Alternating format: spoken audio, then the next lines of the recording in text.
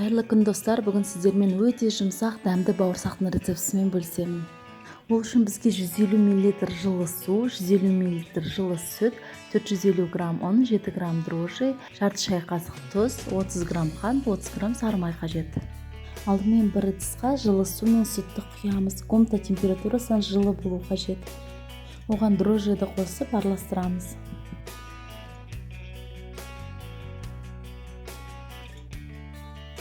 Осы сұйықтығымызға қант пен тұзды қосып, жақсылап қант ерігенше араластырамыз.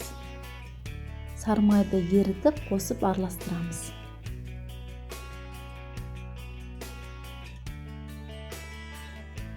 Бауырсақ жақсы көтерілу үшін ұнды елеп отырып қосамыз. Оның барлығын бірақ қоспаймыз, аз-аздан елеп отырып қосамыз. Лопаткамен араластырып отырамыз.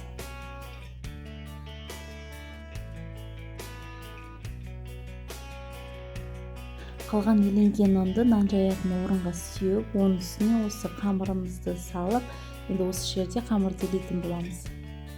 Қамырды жан-жағын қайырып отырып, илеп аламыз.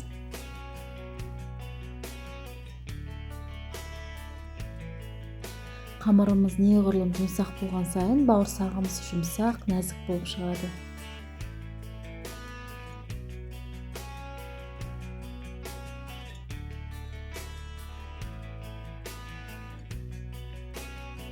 Иленген қамырымыз жұмсақ, бірақ қолға жабыспай тұруы тиіс.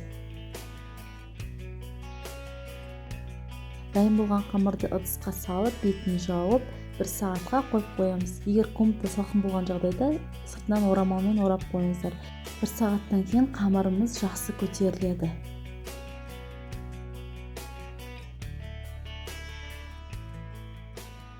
Нан жаятын орынға аздап қана ұн сүйіп, осы жерге нанымызды жаямыз.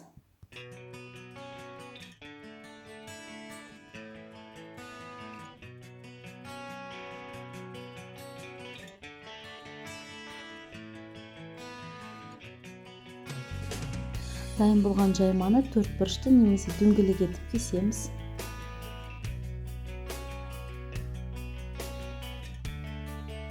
Бауырсақтың бетін салафанмен немесе жұқа орамалмен 10 минутқа жауып қоямыз. Бауырсағымыз аздап көтерілуі тиіс. Бұлай жабатын себебіміз бауырсақтың беті кеуіп кетпеуі керек.